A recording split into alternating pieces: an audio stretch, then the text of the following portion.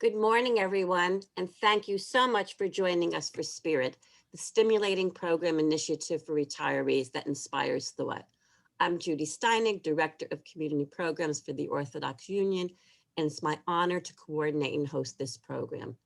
The OU started Spirit several years ago as an on-site program, and now we're happy to present it as an online program for empty nesters, baby boomers, retirees, not yet retirees, sandwich generation parents, and seniors. Everybody who's looking for educational, intellectual, and spiritual growth.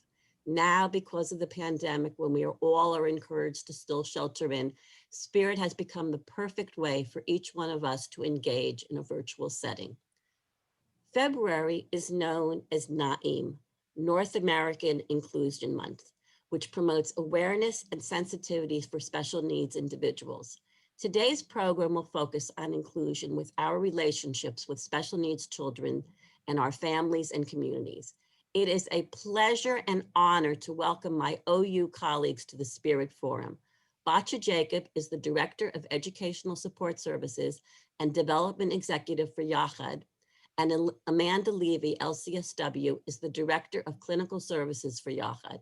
It is so great to actually see both of them, since all of us have been working remotely since last March. It is my privilege to turn the Spirit Forum over to Batya and Amanda. We thank everyone for joining us. Hi, everybody. It's really wonderful to be here. We thank Rebitz and Judy for inviting us and allowing us to join you today. It is my first experience with this program, with the Spirit program. I may ask if I can come for some other programs and really see what Spirit is all about, because it's such an exciting project that the OU has started. And honestly, I've never been involved with this before. So now that I hear it can be for pre-retirees, maybe I can come and join. So I'm really excited to see and meet all of you online and hopefully one day in person. When I spoke to Rebitz and Judy, we talked about different ideas of inclusion and how we can talk what would be relevant to your lifestyle and to where you guys are right now in your life. And Yachad is dedicated to helping individuals with disabilities and their families, and really all types of disabilities. We run the gamut of developmental disabilities, physical disabilities, emotional disabilities. We really are talking about all different types of challenges and all different types of family structures. We're working with families who have very young children and families who have members who are older. Some of them are children, some of them are siblings, some of them are their parents. So it's really a very wide range of what we're working with these families. But today Amanda and I really want to focus on how you as grandparents are connecting with your grandchildren and also with your children who are dealing with this new structure where they have a child, whether it's their first child or a child in the family structure. They may have other children, and they're faced with new challenges with a particular child that they didn't necessarily expect when they decided to have this particular child in their family.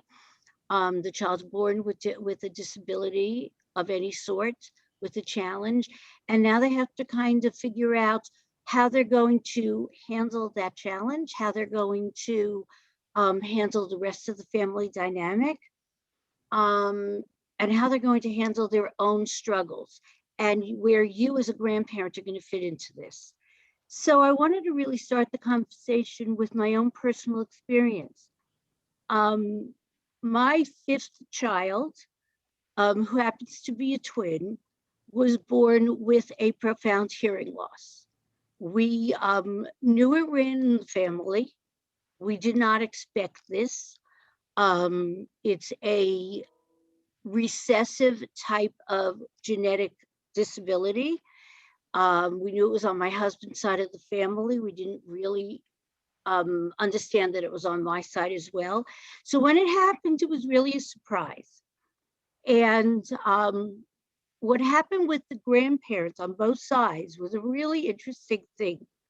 My father was a very, very well-known pediatrician. He, where he lived, he was known as an amazing diagnostician.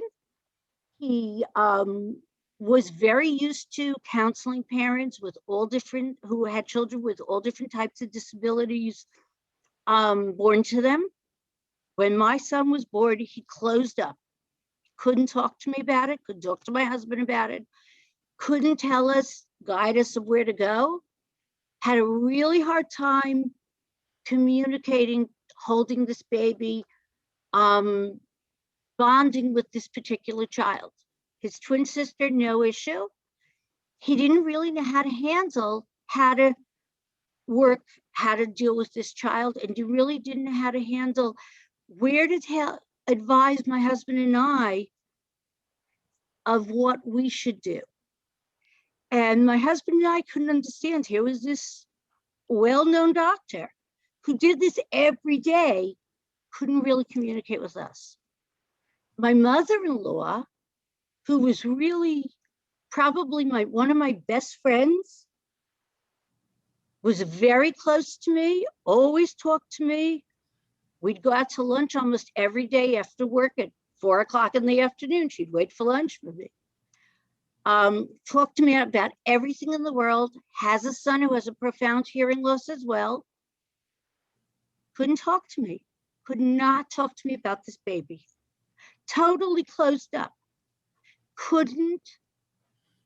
She would hold the baby, she would try to hug him, could not communicate, couldn't express her feelings about what I was going through and what she was going through. And it took a very long time for me to be able to say to her, Mom, what's going on? And I found that I had to really sit her down and sit my father down and say, I need you. I'm this baby's parent. I need your guidance professionally, but I need your help emotionally. We as parents need you, and our baby needs you to be his grandparent. So there were a lot of steps that the grandparents had to go through, and there were a lot of steps that we as parents needed to go through, but we couldn't do it alone. So Amanda, I'm going to turn it to you now to kind of work through some of these steps. Thank you, Batya. Appreciate that. And I want to say thank you for inviting me here today. Seems like a wonderful, wonderful group of people with a terrific program. So nice to see everybody. I'm assuming that not everybody in the room here today has a grandchild with a special need, and some people may not have a grandchild at all. I want to just say that some of the things we want to talk about today really are applicable to all families with whatever constellation you have within your family. Of course, we will focus on more of relating to the special needs child, but I want to just start with asking maybe the group of who taught you how to be a parent? And for those of you who are grandparents, who taught you how to be a grandparent? Seeing people shaking their head. Right, one of the most important, so some of you saying they, she taught me, he taught me. This is too large a forum to have a real conversation, but I'm assuming you had role models in your life that you watched. I'm assuming you watched television. Some of us got our information from movies and television. Some of us had very positive role models in our families. Some of us had very negative role models in our families where we wanted to not emulate, and some of us had people we did want to emulate. But when you think about all the education and degrees and learning one has to do to acquire a skill set for whatever profession you may be going into, one of the most important things we do as parents and grandparents, what kind of training did we ever get? It's sort of like we just do it. We just wing it, right? With whatever history we have, with whatever role modeling we have. So I want you to think about that, because for whatever we can contribute naturally to our parenting experiences and our grandparenting experiences, I think we have to recognize that we probably didn't get a whole lot of support or education in that area. Okay, so along with that, I want you to think about how you raised your own children, if you have children, how you raised them, and also how you noticed their own developmental milestones, or didn't. Sometimes we get overwhelmed. Sometimes we don't notice. I'm remembering being in a work situation, and we used to conference a case, and the mother couldn't remember when the child walked, and the mother couldn't remember when the child talked. And so these very fancy professionals, which I guess I'm one of them, said, very poor reporter, poor reporting, mother, poor reporter, and started judging the mother. Well, maybe that mother, I mean, after my own parenting experiences and after my own grandparenting experiences, realized she was probably just overwhelmed. Maybe she couldn't remember because there was so much going on. Maybe she had to take care of her own parents or attend to her own parents while she was taking care of young children.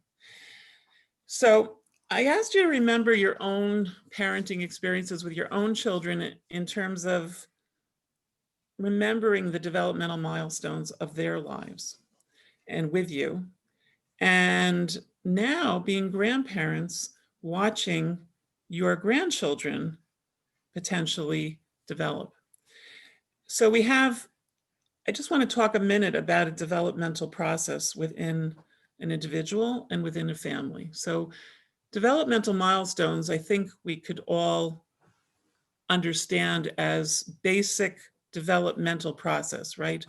You know, a child is born. If it's a natural, normal pregnancy, they're typical, right? You're looking for tracking, you're looking for movement, head movement.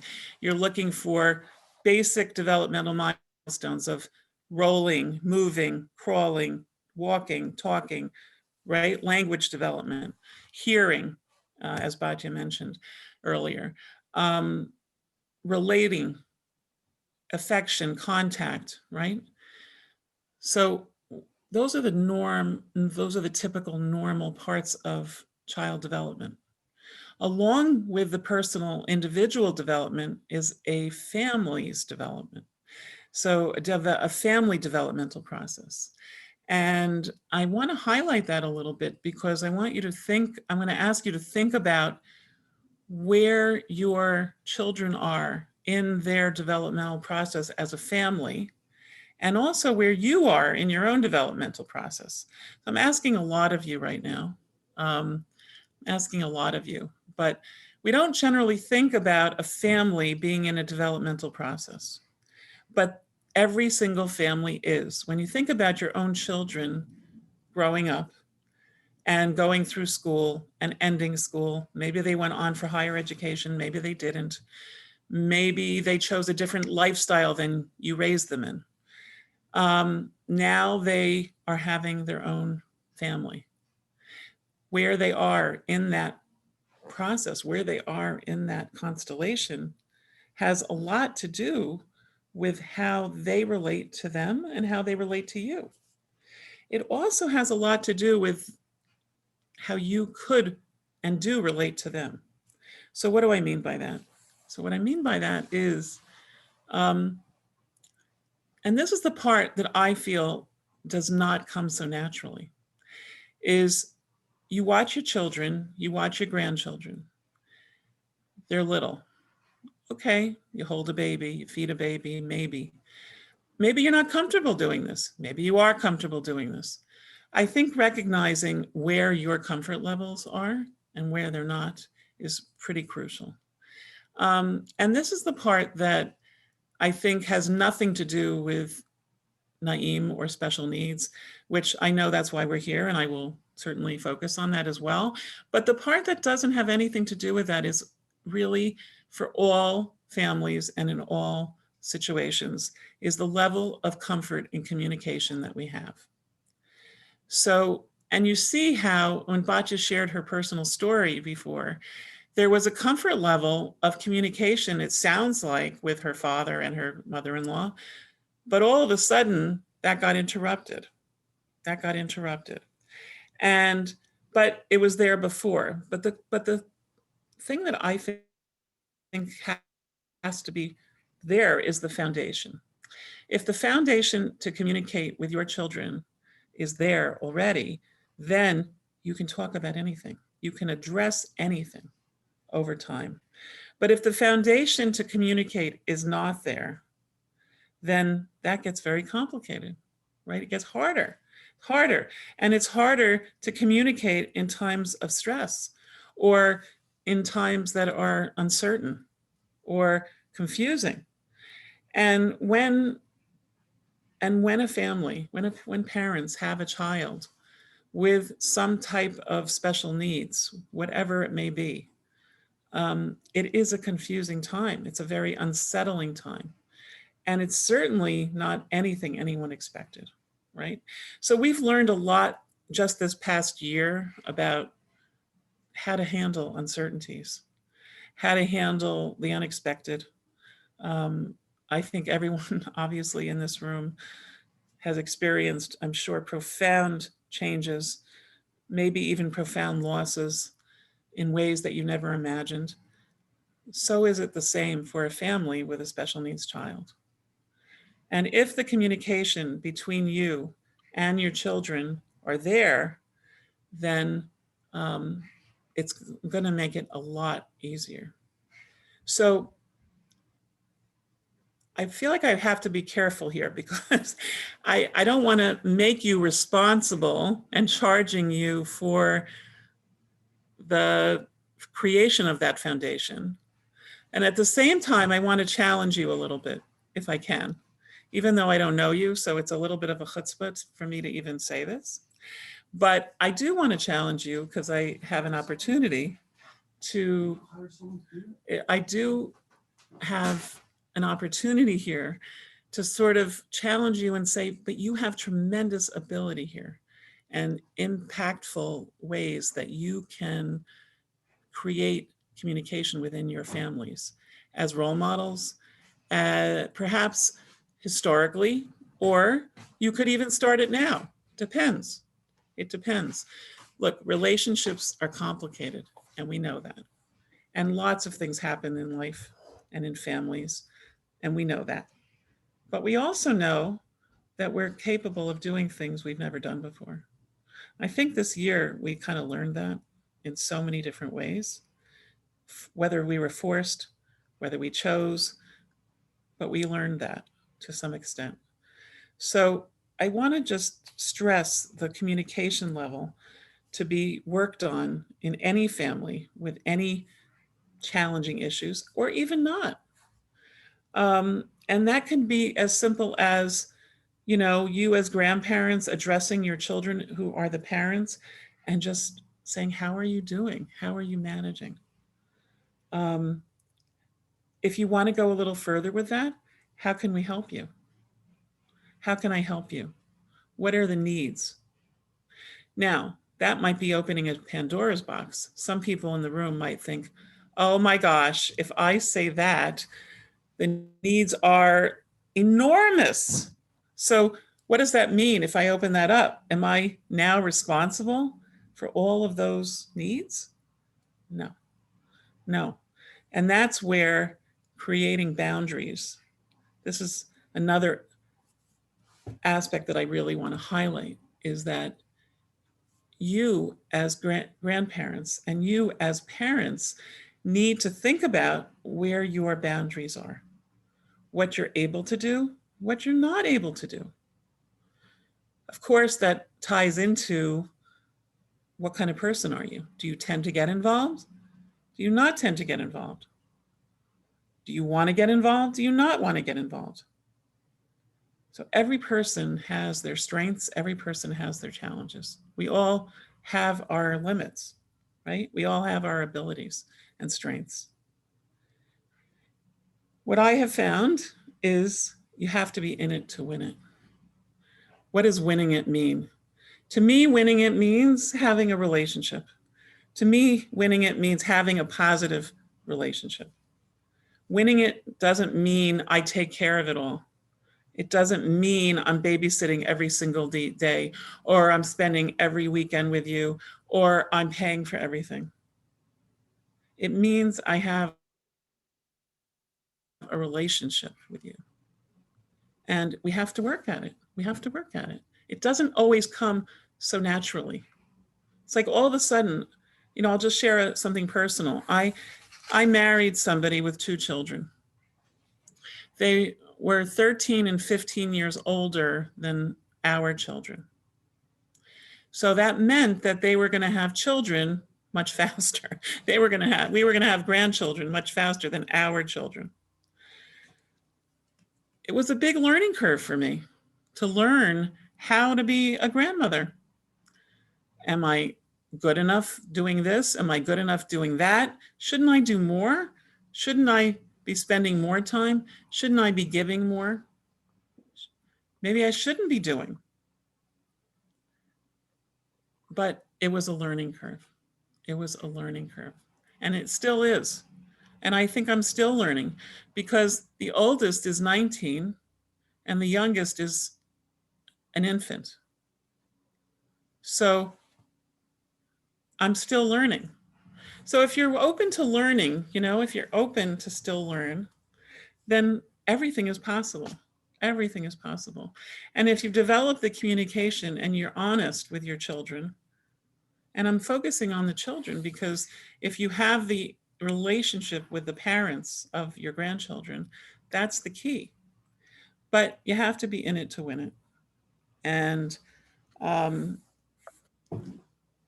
I think we do sometimes have to extend ourselves in ways that we didn't imagine. And sometimes I have to push myself. I do. Sometimes I do have to. Yes, I love them. Yes, I think they're amazing. Yes, I think these grandchildren are incredible. And I have a bunch of them. Thank God. We're very, very blessed. But I do have to push myself. It doesn't always come so naturally. But I have to think about what I want from this. What's the investment for? What's the goal here? What are the values here? And with a special needs child, which I know I've maybe not highlighted so much of because I think it's so similar to typical kids, but the needs are greater. And you might struggle with yourself a little bit on creating boundaries because the needs are so profound. And you might not agree on all the things your kids are doing with this child. You might have one idea of what should be done and they might have another. Or they might be so overwhelmed that they can't follow through on certain things. So sometimes just offering to take care of some of the, and I know Batya is going to respond a little more to some of the practical needs, but just sometimes taking care of some of the paperwork, some of the applications. I can't tell you how many times I hear from parents how overwhelmed they are by all the applications, all the evaluations that they have to go to, all the doctors that they have to attend to, all the therapies that they have to coordinate. It's overwhelming to them. It's really overwhelming to them. So seeing how you can be involved, if you can be in any way that way, is amazing, is really amazing. I want to turn over soon, Batya. One more thing maybe. I want to also promote that making a plan, and again, this goes back to communicating, is if there's any way to encourage in families who have children with special needs to make sure that there is some planning financially regarding trust funds or guardianship or care needs. Again, you know, when they're born, you don't think about this so much when the kids are born, but as they grow up and as you get into adolescent and young adulthood, it's pretty crucial. It's really crucial. And grandparents can encourage kids, and grandparents can sometimes even contribute in ways that are very important and meaningful, sometimes financially, but in other ways, many other ways also. So, but it's very crucial that that gets set up for benefits and services. Batya, I just want to, it's about 11:30. I don't know, do you want me to keep going, or do you think that you want to bring in some practical things, or?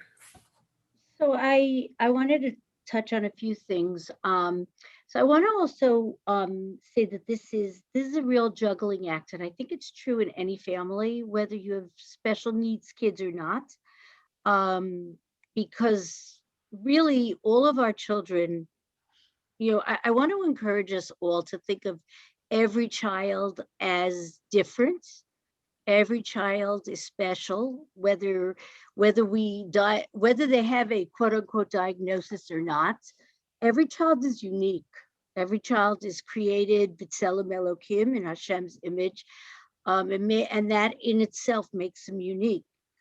So I hate the idea that we classify and call children something with a label. And if we can somehow get that message across that we need to look at each child as unique and special, whatever it is that makes them special, and to kind of look at that thing that makes that asset in them and work and love them and encourage the asset, whatever it is, that's what's going to make them shine. That's really an important thing for us all to do. And it's something we should be maybe helping our children see as well. I also think that we have another pair of allies that we should be encouraging ourselves to have relationships with. And that's the other set of grandparents, if they're there, and if they're part of our children's lives, hopefully. And if we can encourage a relationship with ourselves as grandparents, with the other set of grandparents, that's an amazing dynamic to put into the family. Because being friends with the other grandparents, showing your children that dynamic really helps your children know that this is a whole family working together. And I think that that really gives your children that extra chizuk, that extra strength, that they know that we're really all together and we're all one unit, we're all working, we're all loving each person in that family together. Getting your children's siblings, your other kids involved, of even if it's just a phone call every so often to say, how you doing? All of those pieces of that extended family really makes a difference.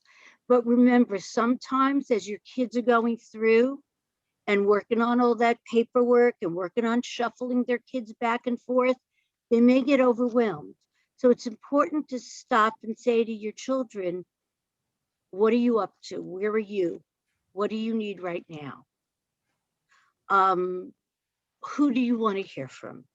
Do you even want to hear from us right now? Take your cues from your kids. Ask them, what do you need? What's a good time to call? 6 o'clock for you may not be good for your kids. It may be bath time, it may be dinner time, it may be homework time. It may be, I need a cup of coffee, I need 5 minutes peace time. So work out with them when the best time is and when they need you. That's really important. So I think strategically, the very first step is figure out with your children what they need, when they need, and how best you can help if they want your help.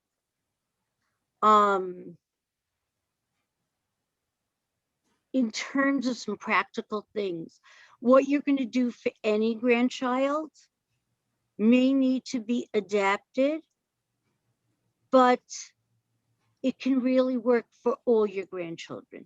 Reading books, doing an art project. You may need to adapt it. You may need to modify it, but it can be done. Sometimes you may need to do it for them, but that's okay because they're just going to like being with you. It's spending the time. Cooking, making pizza with them, make your own pizzas, decorating cupcakes, things like that. Those simple things that you might do with just think about what you do with any grandchild. Spending that one-on-one time with them, like you would do with anybody, is really valuable. Hug them. But remember, some kids may not want to be hugged because that physical contact may be exactly what they can't handle. So talk to your kids, find out where that child what they respond to and what they can't respond to right now. And remember, it's a process, so it might change over time. So check with your children what works. For some of your kids, it may be taking the typical child out in their family to give them the one-on-one time with their special need child. It may be letting your child have time with their special need child outside the house or inside the house, letting them have time to take their special need child to therapy or just to the park or out to breakfast one-on-one. Yes, Amanda? Can I tag on here a little bit? Yes, absolutely. Go for it. That really resonated with me, what you just said about taking a child out or staying in and letting the others go out. I just want to share that, especially this year and especially in the last number of months, I cannot share enough the anxiety and the overwhelming feelings that a lot of parents with special needs children are feeling currently. The amount of opening and closures of school programs, of special ed programs, has been absolutely, I don't know what word to use, overwhelming, so difficult for so many of these families. Many of these kids with special needs find it very difficult to learn on Zoom. The school districts think they're doing the best thing because they have to, and they are trying. But most families, most parents didn't sign up to be Zoom school educators. Their other jobs were quite enough for them. Some families, parents are supposed to be working themselves.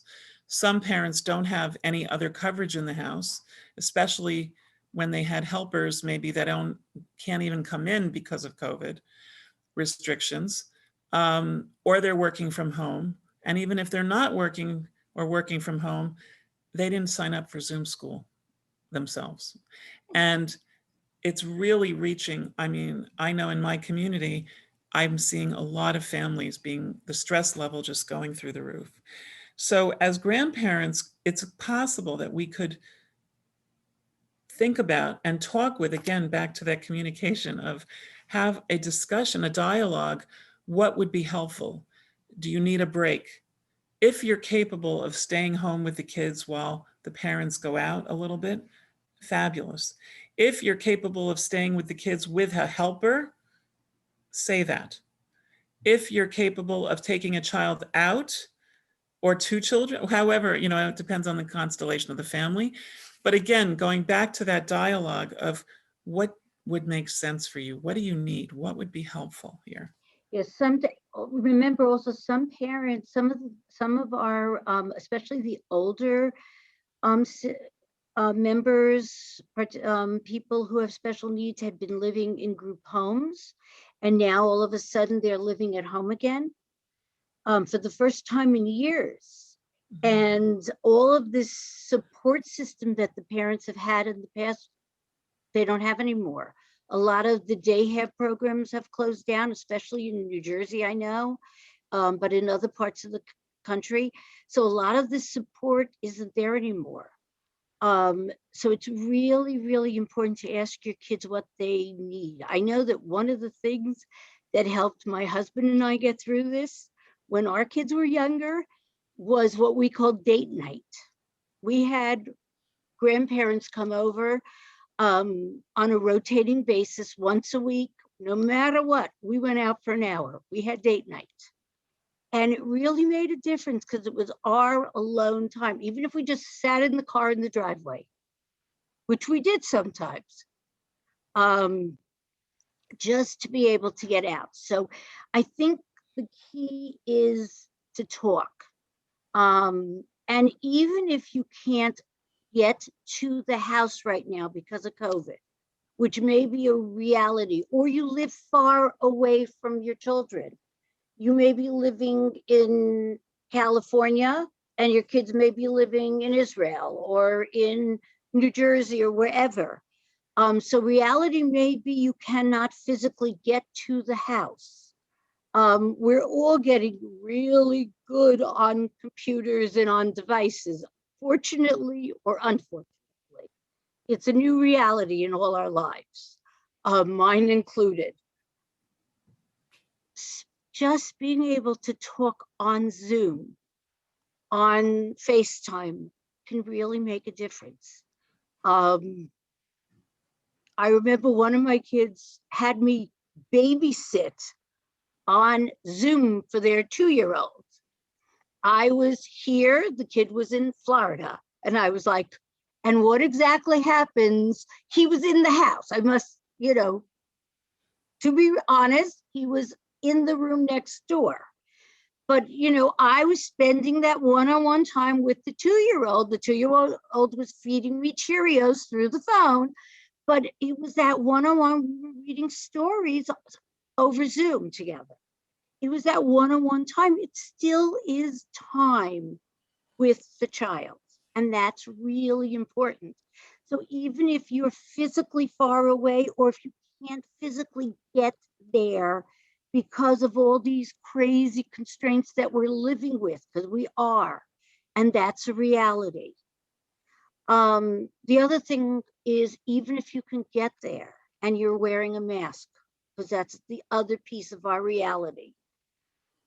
Unfortunately, our kids are really used to masks. We know this. They're not afraid of them like they were maybe a year ago. Purim's coming. Purim's the holiday of masks, guys. Make your mask fun. Take a mask, make a big smile on it. Make Purim fun for these kids. Even if they don't live next door to you, you can still do that with them. I just wanted to add something that we've done in our family is created story time, where all these are really for the younger children, but for the younger ones, and even a special needs child who could pay attention for a bit, coming on Zoom with a story, which either is run by somebody else, because now that when you share your screen, somebody else can actually set it up. If you yourself find that difficult, one of the other kids could set it up and actually put it on the screen. And then having story time, sometimes you could dress up. There's all different things one could do with it. Again, you have to be in it to win it, right? And props make a big difference. Don't be afraid to come and tell the story with the props. They love it. All kids, no matter what their age is. We do Navi. I do Chumash with some of the grandkids, and we were doing a Sarah Dibros with I was holding up like 2 funny tablets And I had the kids do like a scavenger hunt of what they thought were tablets in the house this week. And we had the grandkids on Zoom. So I think we're going to open it up for questions.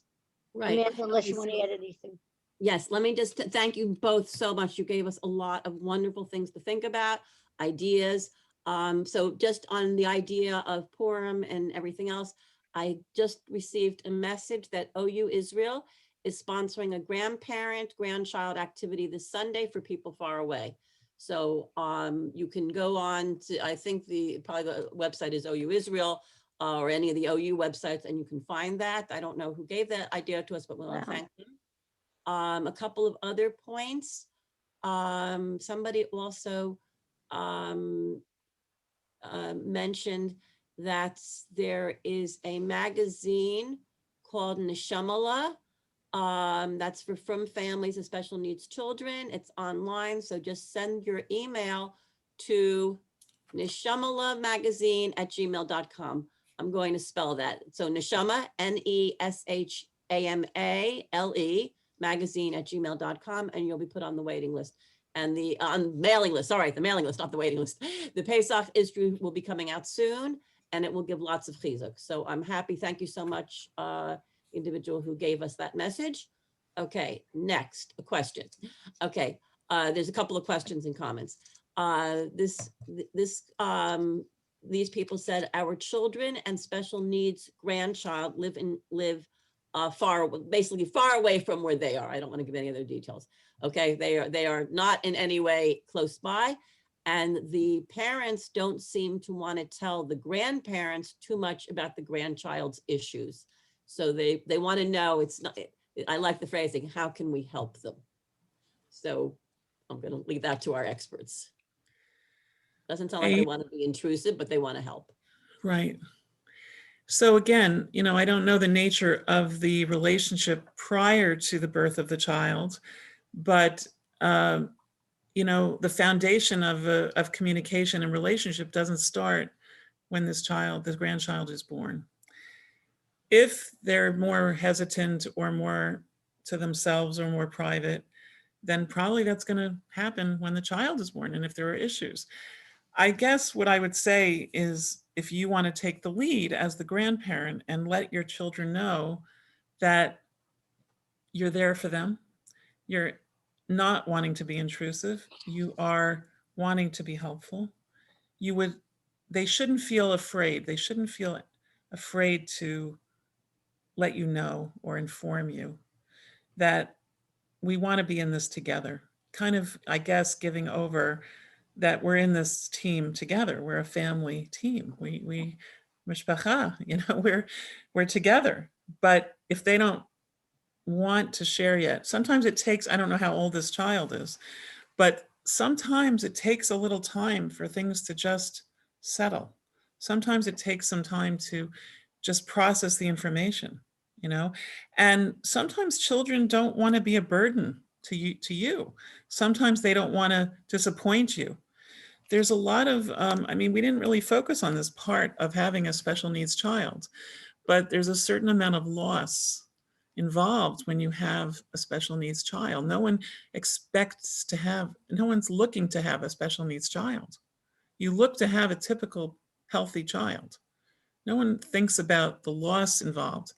So for your children, depending on what the issues are, it could be scary, it could be anxiety producing, it could be bringing up that disappointment, that loss of that typical child. Depends on if there are other children. But I think the basic message from you as parents, as grandparents to your children has to be, we're here. We're here for you when you're ready. We want to hear. Don't be afraid. We can handle it. We can handle it.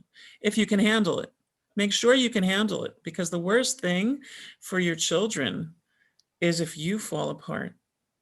Sometimes I hear from parents with special needs children is, my parents are so afraid. My parents are so anxious. I can't really talk to them. Some people will say that. So if you want to know, work with yourself on get the support you need to handle it. I think also I would say to you, make sure that you keep communicating with them about other things. Even if they're not ready to talk to you about the child and that struggle, don't break off the other parts of your communication so that they know that you're part of their family and that you're interested in all the other parts of their life, that their life isn't just this child and this struggle. Because sometimes they get so overwhelmed with the special needs child that kind of overwhelms their entire life, and they forget that there's other pieces, and they think that the only thing you're interested in as a grandparent is that. So you need to make sure that you're keeping all the other parts. You're saying, by the way, what are you doing for Purim? By the way, how's Shabbos? How's Yossi doing in school today? Keep the other lines of communication open so that they know eventually, if they're ready, they're going to be able to come to you. I think that's such an important point, Batya, to really highlight the balance, right? To try to relate to your kids in a balanced way so that the trauma or the drama doesn't take over. Good point.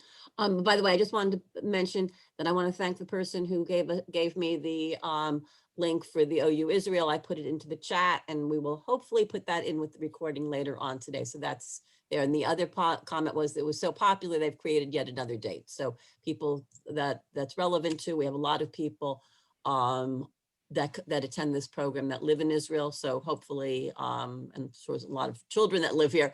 So you'll be able to handle it that way. Okay, another question. This one might be a little more difficult. Now, what happens when the grandparents realizes they see the children, they see the family dynamics, and they see there is a child who clearly there are some issues that are not being addressed, and the parents are in denial. It could be that the grandparent is totally off base and they're just not on top of what kids are like nowadays. I mean, that's possible. Or it could be that the grandparent is an educated person and realizes that this is just not happening. How do you approach children who just aren't getting it? Batya, did you want to say, or should I go? You can start. It is a hard one. It is a hard question. That happens. That does happen. You know, you have age and experience and a certain amount of wisdom that you bring to this family. Not always are we accepted in that role, right? While we have experience and we have knowledge and have wisdom at times, our kids don't always want it. So it's a tricky one because on one level, you know, you see things happening. You don't want to see your children in pain. You don't want to see your children struggle or your grandchildren struggle. And at the same time, you have to be respectful of boundaries. It's a tricky tightrope to walk. I guess you could bring it up in terms of sort of a general concern. You know, it depends on what the issue is. You know, it depends on if it's a language issue or a relationship, a relating type of thing, or expressive language or receptive. It depends on, I don't know what this issue is, but I guess you could bring it up in terms of like, is he where he, like, do you see him? I see that it's been hard for him to develop his speech, or I wonder what these ear infections, like all these ear infections he's been getting, I wonder if there's a way to approach this differently. Or, you know, I feel like I'm on broken record today in terms of saying the communication. See, you can bring things up when you have more of a relationship to bring things up. So I keep going back to that, creating a foundation of communication so that you can talk about sensitive things. And what happens, even if you have all that, and you have the communication, you have the relationship, and they simply disagree with you? Because they might, they just might. And when that happens, I have to respect that. I have to respect the boundary. They're setting a boundary that they need to set for whatever reason. And unless it's really, God forbid, dangerous or unsafe for the well-being of this child, there isn't a whole lot you can always do. But you try, you kind of chisel away at, you know. I know a family, for example, that, you know, the parent has difficulty actually offering the child stimulation. And the grandparents give the child an enormous amount of stimulation. And so as a result of that, and because the grandparent has been permitted a relationship with this child is developing very well. This child is really developing. It happens not to be coming from the parent so much. It's happening to be coming from the grandparent. But Batya, did you want to say something? It's such a hard balance. I hear it from teachers a lot. Also, I work a lot with schools, and I hear it from the teachers who come to me and say, you know, we're seeing this child at 2 and at 3 in a nursery school or in an older grade, and the child's just not hitting those milestones the way the rest of the kids in the class is. And when we speak to the parent's like, oh, it's the third kid in the class, in the family, or it's a girl. That I hear that a lot. It's a girl. Girls don't talk the way the boys do. Or boys don't talk as fast as a girl does, you know, depending on what the gender of the child is.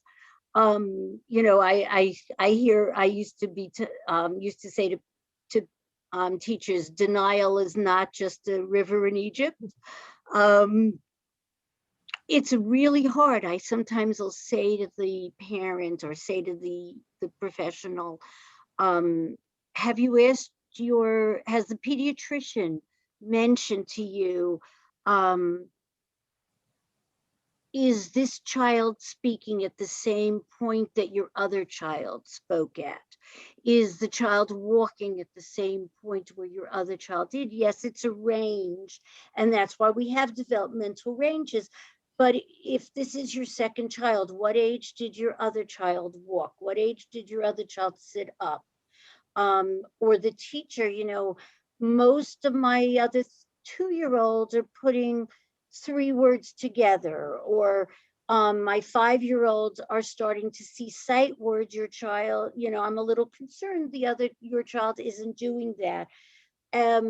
Let's keep an eye on it. Let's talk again. Instead of having a meeting in 2 months like I'm doing with some of the other parents, why don't we set a time next month to speak, or in 2 weeks to speak, and see where the child is? And sometimes just by tracking it that way, it helps. And if you get another, you know, if you can say to the parents, have you spoken to the professionals who are dealing with your child? Because a lot of our kids are putting their children in programs earlier, maybe earlier than we might have. So if we can say to them, you know, ask your pediatrician, ask their child's nursery teacher or teacher where their child is compared to other kids they're seeing. Even if it's a firstborn, because it's very hard with that firstborn child, harder than if you have other kids in the class, in the family. Can you take notes? Can you track where the other kids are in your practice or in the classroom, especially in a classroom? Because then the teacher's seeing that kid, hopefully not on Zoom, but even on Zoom. So we can talk about, is the child participating? Is the child cutting with the scissor, or able to trace things, or starting to see sight words? They have something to compare it with. And then maybe that will help the parent open up a little bit more and see maybe there is a discrepancy with milestones. There might be a different way to help you approach it with your children. Okay, I think that gives us some nice ideas. And I don't see any other questions in the chat. Although, Batya and Amanda, perhaps we can get your email addresses and people can reach out if they need. We'll put that in with the recording later. You're standing, Sure. right? Sure. I also did want to just end in saying that if you have any children who are parents of a special needs child and you think they're not getting enough support and they would be interested in getting more support, certainly I'm happy to, if anybody wants to reach out to me, please do. I also run a parent group, a parent support group that's currently on Zoom. It seems like I have a lot of older parents currently. I think honestly, they just have more time and availability. The younger parents are fairly overwhelmed right now with Zoom school and other needs in the house. And by the evening, they've had it. But in any case, if I had enough younger parents, we might certainly do something, And the other thing that I also wanted to let people know about is that I'm also running a sibling group. I happen to be running an adult sibling group for people who have siblings with special needs on a monthly basis. So that's another thing I'm doing. And if anybody has anybody to refer, I'm happy to take that as well. We also have Okay. some younger sibling support groups in some of our regions. We have regions around the country. That's true, in right? Israel and in Canada. And with Zoom, anybody really can Zoom in, so we can get you information. I just put into the chat group our email addresses. And Oh, I So will put it in. please, If you don't get reach it down out there. to us. We're very happy to talk to you, to answer any other questions. You right. are welcome to forward these email addresses to your children or to other siblings if they have questions. We're very happy to, talk to them and give any support we can. I'm Right. speaking for Amanda. So I Yeah, hope I think we okay. really focused today on the grandparents and the parents of the children with special needs, but I do want to also highlight that the siblings of special needs children are in themselves a very special group of people and, really need the support and in a profound way and often don't get it, and often don't give themselves permission to get it. So. Well, I want to thank both of you so much for giving us so much information, so many strategies. I'm seeing the comments in the chat of people saying thank you so much. And if anybody didn't get Amanda and Batya's emails, I will put it in later with the recording, so you will have that to contact them. Thank you so much. And as I said, great to see you both. I mean, Thank you. You too. I don't know, as I said before, we have not been at 11 Broadway for, just about a year now. Everybody's working remotely to keep everybody safe. Right. And it's the only time we see anybody is on Zoom. So Yeah. it's great to see you guys. It's great to participate. It's a wonderful program. Thank Really you. wonderful. And Thank Batya you and so Amanda, we're much. happy to have you join Spirit for Thank any you. program. You'll get the emails, don't worry. Okay. Thank you so Thank much. you. Somebody just commented though, a teenager in Detroit started Sisters Corner, a phone and chizuk line for sisters of special needs SIBs.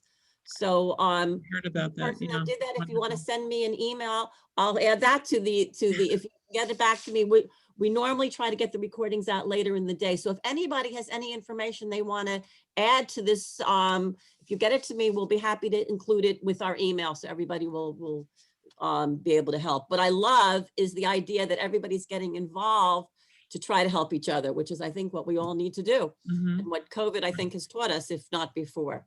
Exactly. Okay, so as I said, anybody who has anything, send it to me or send it to our, Orthodox Union line, and we will get it in today with all the other materials.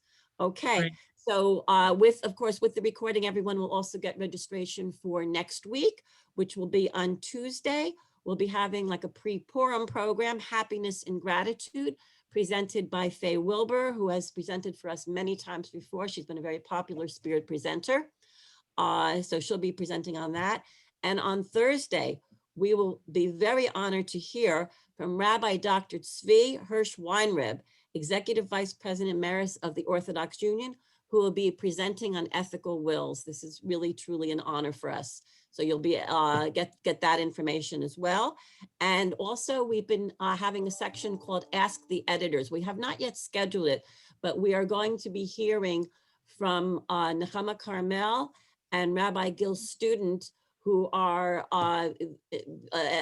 Nechama is the editor-in-chief of Jewish Action, the OU's major award-winning magazine, and we're going to be hearing from them in a number of weeks. So they wanted to find out what we want to know about.